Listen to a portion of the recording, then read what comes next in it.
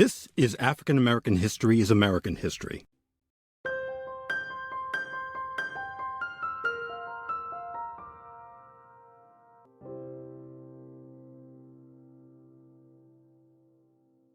Born Nathaniel Adams Coles in Montgomery, Alabama, Nat King Cole displayed an extraordinary gift for music almost from the beginning.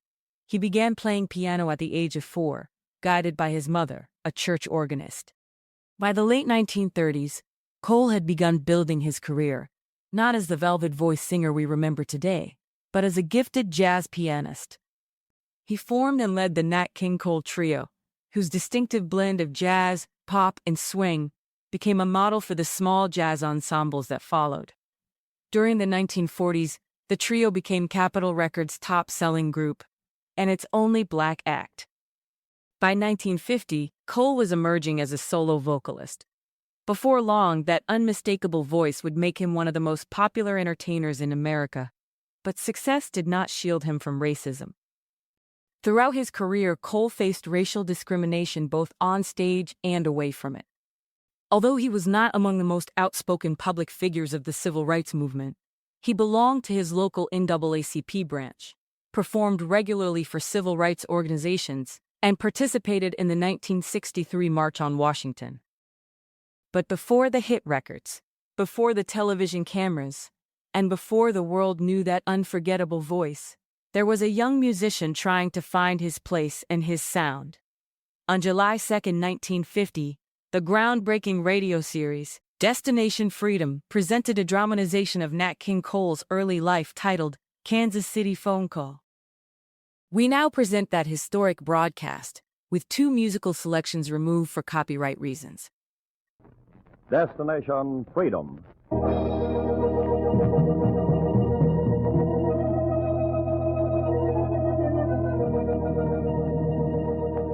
Destination Freedom, dramatizations of the great democratic traditions of the Negro people, is brought to you by station WMAQ as a part of the pageant of history and of America's own Destination Freedom.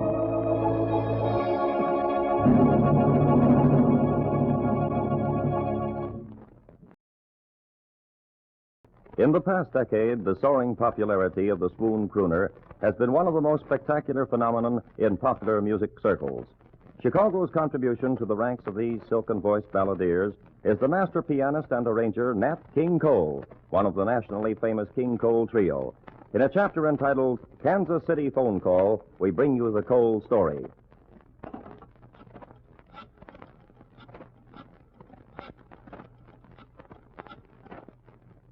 Hello? Marge? Is it you, Marge?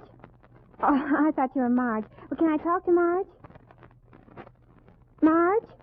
Marge? Sure, this is me, Marge. Don't I sound like myself? Well, maybe I don't. I got a reason for sounding different. We've got another member for our fan club. Yeah. Who? George Stoker. Yes, he did, Marge. Yes, he did. Oh, he put up a struggle, but I had some help.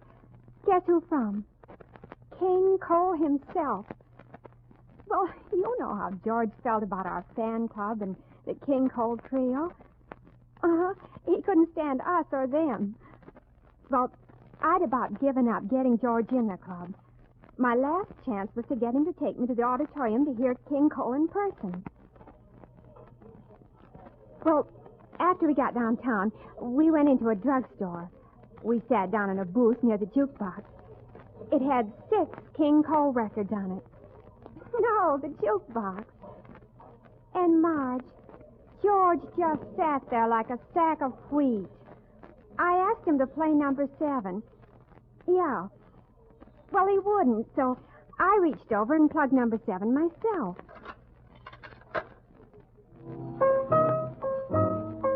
There it was, Marge. Gee, ain't I good to you? Or something like that. Naturally, I just sat back and soaked it all in. You know how he makes those words sound so... Diamond ring. Oh, Marge, you know. I can see George doesn't want to take me to any dance where King Cole's playing.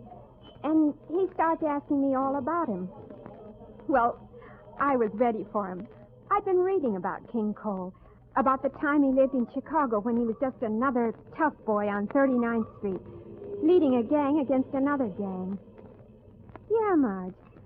How this little skinny guy with a lot of nerve once led his gang across the street toward a bigger gang of West Side boys. And about the fight that started.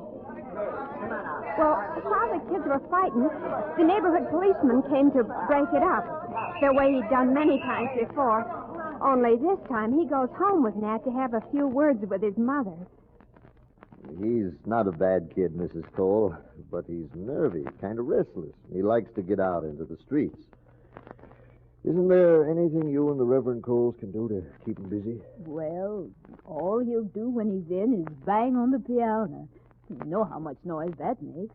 The neighbors complain. Well, then, why don't you give him music lessons? Maybe he'll learn how to play good. Won't disturb nobody. Well, I'll see. And that's when it started, Marge. Nat's mother decided to let him study piano. And the very next day, she took him to Mr. Honeywell's private music school. Come right in, Mrs. Cole. Come right in. Is this the young man you want me to teach? This is Nathaniel. And can he play the piano at all? He just bangs the keys, can't read a note. Well, I'm afraid I must listen to him play first, Mrs. Cole. You see, I only take students who have marked ability. Nat? Where's the piano? The piano was in the next room. Nat and Mr. Honeywell went in, and his mother just sat there hoping against hope, because all she could hear was Nat playing the noisy music that made the neighbors complain. On and on he played. Well, when they came out... Mrs. Cole, Yes? if this is your idea of a joke, it's unbecoming to a minister's wife. What joke? I mean, Nathaniel plays the piano better than I do. You must have known that. Well, sure, I've heard him, but it never sounded like much to me. He's playing his own kind of jazz. The boy has a rich sense of harmony and melody. All I can do is teach him to read notes. That's all he needs. Yeah, that's what I told George, Marge. No, he still wouldn't warm up. Not even when I got another nickel and put it in the jukebox on number 8. You know that one. And can you imagine?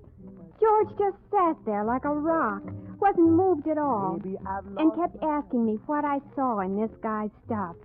He said that as a singer, Nat ought to be a good baseball player. Well, that was my cue, Marge. I knew Nat had been a shortstop on a championship team. He could catch, too.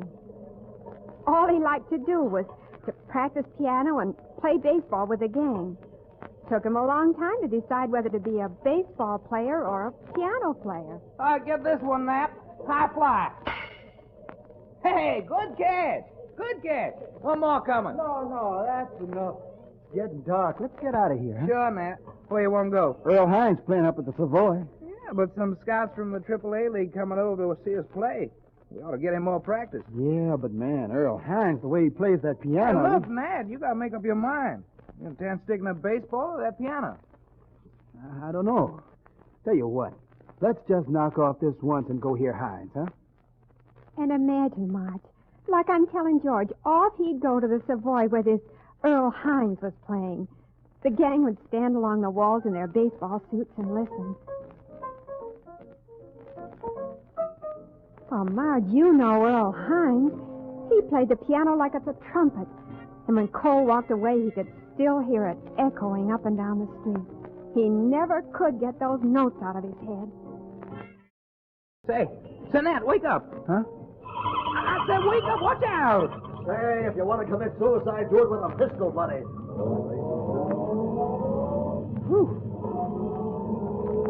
Hey, Nat, what's the matter with you? Another inch and you've been hit. Wake up. I was thinking about me leading a band. Yeah? Like Earl Hines. Playing that piano the way he plays it. You mean you want to quit baseball playing? Been thinking about it. Sax, what'll the gang think of me being a band leader? Yeah, I don't know. Can you make a living doing it? All you gotta do is find somebody to play for. Yeah. Hey, Nat, come on up and see my old man. He's in the Elks. He was telling me about some Elks ball they're giving them on night. They'll need music. Maybe the kind we can play. Come on. When we say ball, we don't mean baseball, kids. Not baseball. Well, yeah, but Nat's been taking lessons. He can play the way they do on records. You ought to listen, Dad. And it's not music for dancing we're after. It's dancing music. Does he play dancing music? No, they can dance by this. Oh, go on, Dad. Hire him. Go on. Well, I'd have to contact the lodge. They wanted a real musician. Well, he's real. Go on, call him. Yeah, all right. Hello, Central? Give me Vincennes 8,000. I hope you boys know what you're talking about. Yeah, hello. Elks Lodge? Yeah, say, Joe, we're all set on music for tomorrow night. Yeah, well, my kid found what we need. Oh, sure, it's very inexpensive. Sure. The musician's name's Cole, Nathaniel Cole. His band? Well, he's sort of alone. Oh, I see. Got to have at least two more, huh? Well, I guess... Tell him we got him. Tell him we're all set, Paul. All right. Joe, he's set. Sure. Okay, thanks. Where do you intend getting the other musicians? Well, I always play a little bit. You call that howling on the saxophone playing? It goes good with the piano. Sure, and we can get up a drummer by tomorrow night. Somebody in the gang can beat the drums, huh? So it's the gang again, huh? But now listen. Now, please, Dad, let us go on. Just for tomorrow night. Yeah, the Elks invited half the neighborhood out tomorrow night. They won't regret it.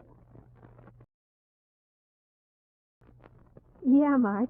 Nat Cole played his first dance date. A real success, too. Nobody regretted it. Especially Nat and the gang. Next day, Sax's old man showed up at the baseball diamond. The lodge fellows want to promote me. Best ball in 10 years. I just came out to tell you fellas to be ready for tonight. The promoters over at the Warwick heard you play, too, and they want you tonight.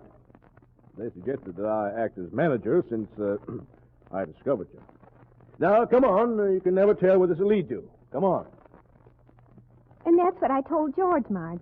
There I sit in the drugstore telling him about what I'd read in these music magazines, see? About Nat Cole always sticking to the piano, never singing, just sticking to the piano. Well, he was playing piano every day and arranging music that sounded like Earl Hines' band, only younger. He had a band full of teenagers. And when he finished school, a promoter spotted him. There's a show here called Shuffle Along. Ever hear of it?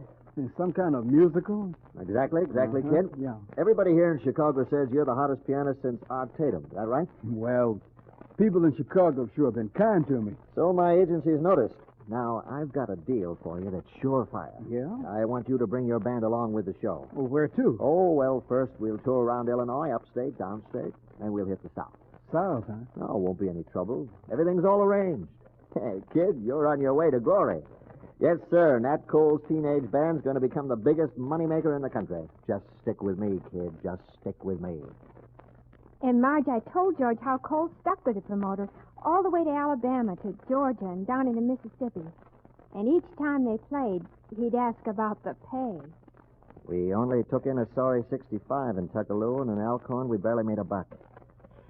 It looks sad, kid, but keep playing. Keep playing. Trouble is, nobody ever heard of the Nat Cole band down here. Your style of music's like something from a forest. He kept playing, Marge. In Meridian and Raymond, this little teenage band kept playing jazz they'd learned in Chicago. And at the end of the road trip, the promoter checked the receipts.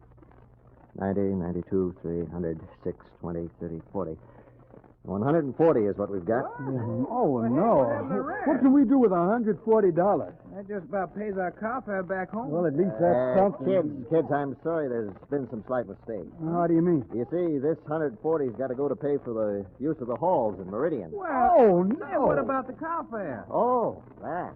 Well, you boys are young. Exercise never hurt growing musicians. If you can't hitchhike back to Chicago, try walking.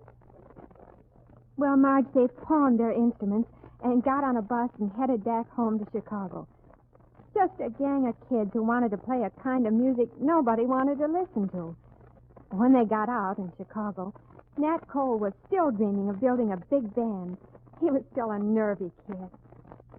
Say, look here what it says in the papers about California, you guys. California's waiting for good, solid bands. Yeah, some guy said that about the South. Oh, this is different. Look, if we can get out to California by summer, we're sure to get booked. I don't know. We built a band from high school up. If we can stick together for just another 2-3 years, we're in. Who's willing? They were all willing. But you know how looking around is, Marge. Some of the fellows stayed in Chicago. The rest went to California with Nat. They went from nightclub to nightclub and from one hotel to another, looking for bookings, until one by one the boys got discouraged and began to drift back to Chicago. I guess this is where I get off, Nat. You're not staying. Well, I can't. I'd like to, but I can't. How long will it take for our kind of music to catch on, Nat? We've been brought up to play sharp, hard jazz. Kind of makes you jump, not sigh. Well, they'll go for the way we play. All we've got to do is play it often enough. Nat, now, a porter on the Santa Fe got me 2 tickets back home. Want one of them? Well, Nat, you don't have to use them now. Later, if you want to. yeah. There's a hotel manager who said he'd give me an audition. No, I'm sorry, Nat. I can't stay and help you. I'm catching the AM out. See you in Chicago, Nat. See you, Sax. Well, Marge, there Nat Cole was, all alone in California. Sax was his childhood buddy, and he stuck to the last. But when Sax caught the Santa Fe, only one man in the teenage band was left, Nat Cole.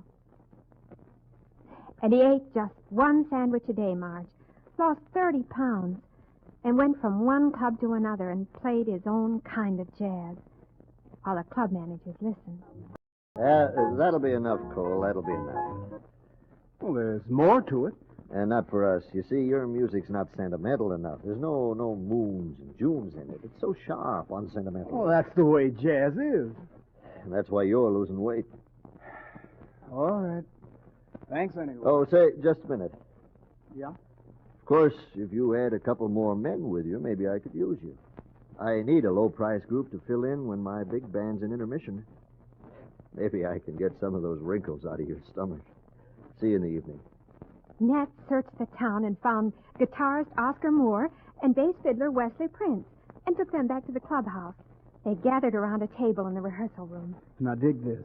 The man out there doesn't think a small combination can entertain like a big band. I think he's wrong. When we get inside, play like you were playing for the $1 million prize. I'll show you my style. It's a jazz style. If you got a good beat and a good melody sense, you won't have any trouble with it.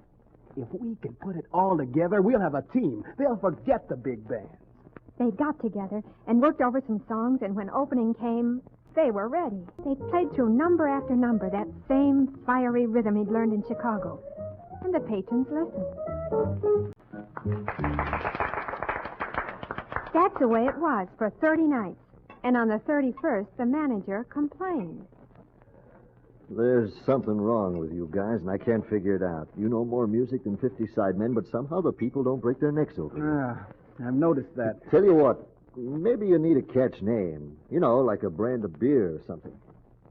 Say, your name's Cole, isn't it? Yeah. Well, then how about making it King Cole? Yeah, King Cole and his Fiddlers 3. The King Cole Trio, that's it. Now you're all set. See what that billing will bring you. They played under the new name, and the applause was just the same, until one old woman came into the club, heard the music, and said, Manager! Manager! I want the manager. Is something wrong, madam? Isn't the service all right? Oh, the devil with the service. I came here to hear singing. Oh, well, you just happened to hit the wrong nightclub, madam. You see, we don't have... What's wrong with the piano player's voice? King Cole? King Cole, a hot, whatever you call him, have him sing. Well, it's this way, madam. He plays the piano, but he doesn't sing. If he plays the piano, he can sing. My grandfather was the same way. Why, he played the piano for 17 years until someone stole it from him and forced him to sing. And that was the day of his deliverance. I know, madam. Now, if there's anything else I can You're do for not going to have him sing? Madam, please. That's all I wanted to know. Good day to you, sir. Ma'am, are you the one who wanted to hear singing? I tried to tell her, Nat, that you didn't sing. Yeah? It's enough to play the piano the way you do. Young man, did you ever hear Sweet Lorraine? Sure. I want someone to sing it for me now. Will you? Well, sure. Sure, ma'am. You just sit back down. The piano player consulted with the fiddler and the guitarist, then got off on Sweet Lorraine. That night, Nat Cole walked out of the club with applause ringing in his ears, louder than he'd ever heard it before. He couldn't figure it, though. Nobody ever liked his singing, but people kept applauding, and Nat kept on worrying, wondering why. And when he left one club and went to another, he'd play his wizard-like piano tunes, and they'd applaud. But then he'd lean over and sing out soft.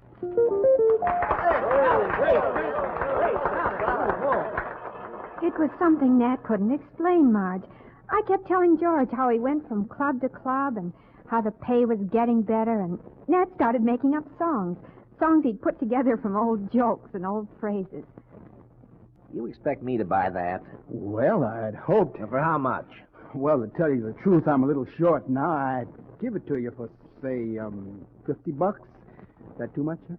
Yeah, it's a robbery, sheer robbery. 50? Well, just to cut you broke, I'll do it. For no other reason.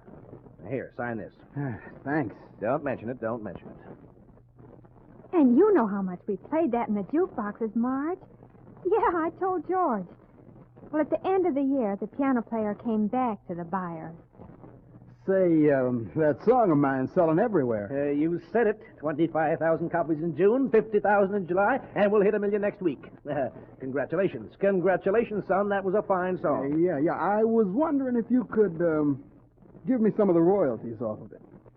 Royalties? For my song? I wrote it. I bought it. You got your $50 cash. What more do you want, son? I see what you mean. You didn't know it hit. Well, one never knows. Just one of those things. You'll learn. Nat went on singing. Oh, you know, Marge, how we went for his records. I kept telling George there was something in it. Songwriters were on Nat's doorstep trying to get him to sing their songs, and he was winning one award after another. Downbeat, Esquire, Metronome. And then this character comes into his studio one day. Say, Nat, there's a guy outside to see you. He left his music for you. Says it's written specially for you. Yeah? Yeah, you should have seen the guy. He had a beard like Moses and a gown like an Arab. Wonder what the song's like. Well, let's see. Yeah? Nice. Hey, you want to try it? We got 15 minutes. Yeah, okay. Cancel out that other song. Come around, guys. Get a good look at this one. It made everybody listen, Marge. George kept asking, is that all I see in this crooner? Is that all he amounts to? And then I told him about his Hollywood home and who visited him right after he bought it. Yeah? Is the young man who bought this house at home Nathaniel Cole? I'm Cole. I see. We're from the Hollywood Improvement Association. Our committee sent you a letter, I believe. Oh, I see. Come in. No, thank you. We will make it short, Mr. Cole. We know you're a busy man, so are we. But you bought this property against the wishes of your neighbors. I didn't hear any objections. There were plenty. In fact, there's a restrictive covenant that covers this entire community. We don't take in Negroes, Jews, Mexicans, or Orientals. You bought this property, however, and we're willing to give you back your money if you move out. And suppose I don't care to move out. That would force us to take the matter up in court. You wouldn't want that. I wouldn't fear that. Go ahead, gentlemen. Now, see here. Let's settle this thing in a business-like way. How much are you willing to sell for? Say, 10%? Good profit. I'm not selling, gentlemen. 15%. 20? Why don't you sell? Every man must have the right to live and buy property wherever he's able. I believe to sell out to people who want to kill that right is treason. I'm not selling. When I told George about that, he started getting interested. Well, it was about time to go to the dance, Marge. You know, King Cole and the trio were playing at the Kansas City Auditorium. Well, I put my last nickel in the jukebox just to warm up, and we went over to hear him in person. It looked like everybody in Kansas City was heading there. We hurried around the corner to the box office, and then we saw something. Somebody had a picket line across the main entrance to the auditorium. The pickets were carrying signs that said, "This dance is for whites only. The National Association for the Advancement of Colored People is protesting against segregation in Kansas City. If you believe in the end of segregation, don't cross this picket line." That's what the sign said. I stood still for a minute, half wanting to cross on account of I did want to hear King Cole. Then, all of a sudden, there he was. I saw him. He was standing on the curb looking at the picket line, and then at the people going in. A man going in to dance recognized him, too. Say, you're King Cole, aren't you? That's me, all right. Well, isn't it late for you to be standing out here? No, there's not going to be any dance. Not to my music. No dance? Not as long as there's a picket line. I didn't know they segregated dancers in Kansas City. I've been segregated in a lot of places myself. I played in hotels I couldn't sleep in clubs I wasn't allowed to eat in. That isn't right. These songs I sing and play come to me from all kinds of people. My style comes from my own people. But when I play, I don't play just for my people alone. It's for all people. So this is one dance I'll stay out of. When it's open for everybody, I'll be glad to play. It made the man think, Marge. You could see it did. He shook hands with Nat, and they went off in the crowd with the people still pouring into the auditorium. George was standing stock still, his eyes glued on the spot in the crowd where Nat Cole had disappeared. And that's when it happened. George said there was more to making music than you actually hear, Marge, and that fan clubs can mean more than just a bunch of kids dancing to groovy music. So he joined. And you know something, Marge? He's right.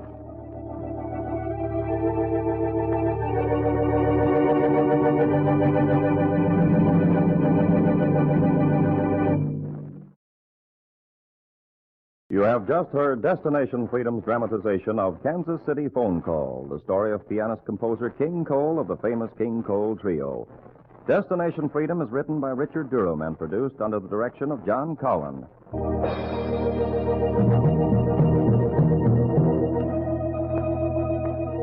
The role of Nat King Cole was played by Oscar Brown, Jr., and the narrator was Norma Ransom.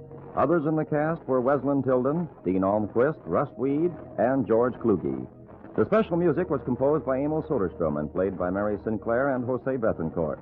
The King Cole Trio records were played by Mitzi Shine and supervised by John Brookman. Our technician was Gary DeVlieg. Sound effects by Cliff Mueller. This is Charles Chan inviting you to be with us next Sunday for Destination Freedom.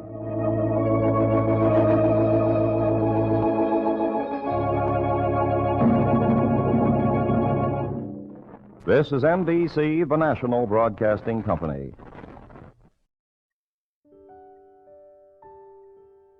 In 1956, he made television history. The Nat King Cole Show became the first nationally broadcast television program hosted by a Black American. The show, which ran for 64 episodes, received excellent reviews.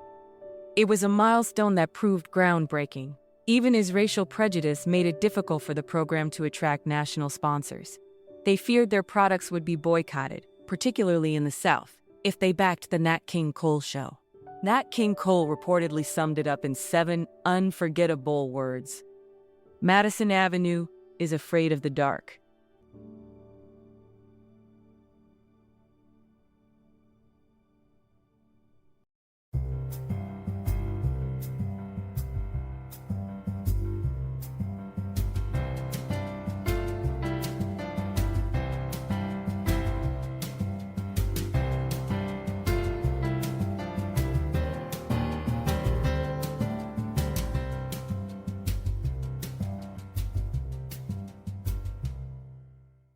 This has been African American History is American History.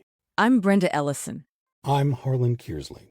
And on behalf of everyone involved with African American history is American history, thank you for listening. Please take the time to like, comment, and subscribe to the show. And after you hit that bell icon, you'll be notified as soon as new episodes drop. And to those who have already donated to our GoFundMe page, we thank you again so very much. To those who haven't donated yet, all I can say is, I know money is tight for everyone these days, but please know that whatever you can give will be greatly appreciated, and you'll be helping us to continue offering the gift of knowledge. Thanks again, and please, stay safe.